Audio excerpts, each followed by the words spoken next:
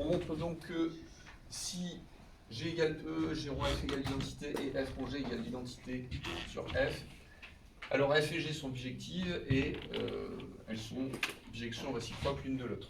Pour ça, on va montrer que F et G sont à la fois surjectives et injectives, ce qui va montrer qu'elles sont bijectives par définition.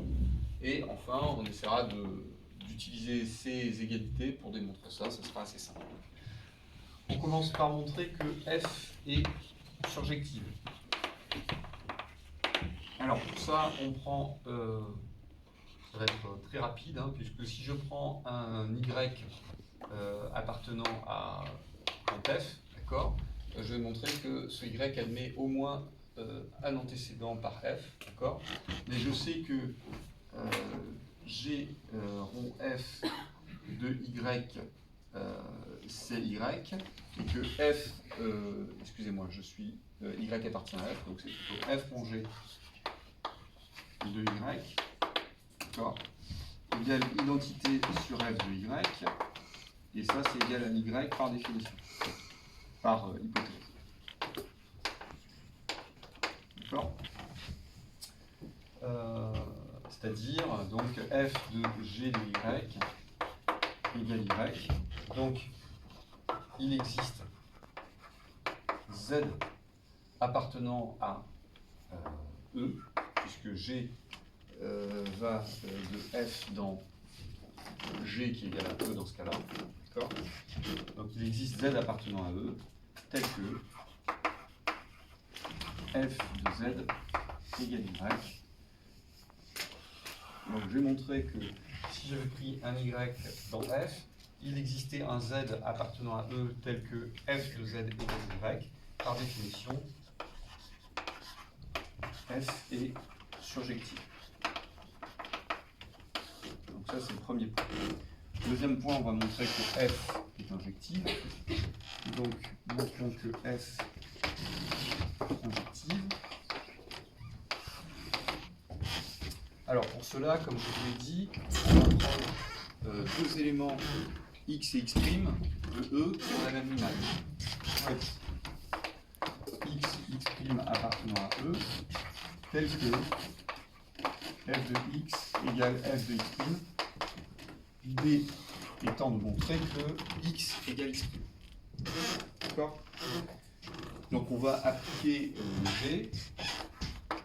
Appliquons G à cette égalité. C'est-à-dire qu'on aura G de f de x égale G de f de x', c'est-à-dire G rond f de x égale G rond f de x'. Et ça, par hypothèse, ça nous donne x égale x', puisque G rond f, c'est l'identité sur E. D'accord ?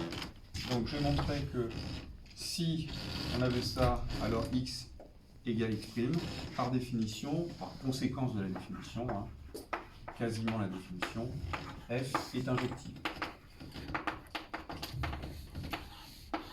F étant injective et surjective, par définition, f est bijective.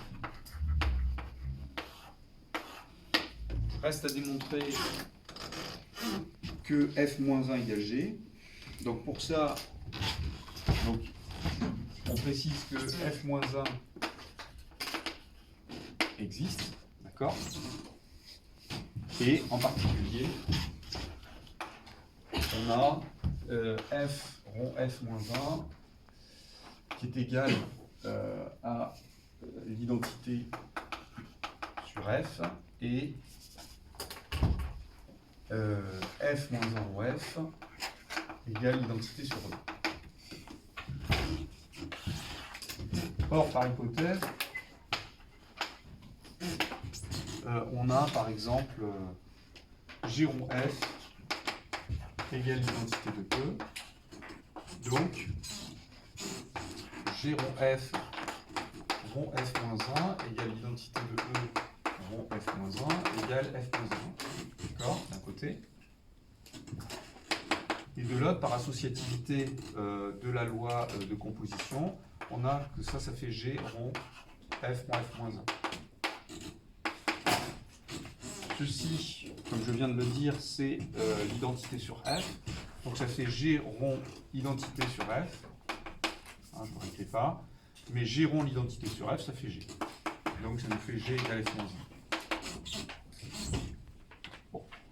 Je ne fais pas bien sûr l'autre. Hein, vu que F et G ont des rôles symétriques, on démontre de même que G est surjective, G est injective, donc G est bijective, et puis que G-1 égale F.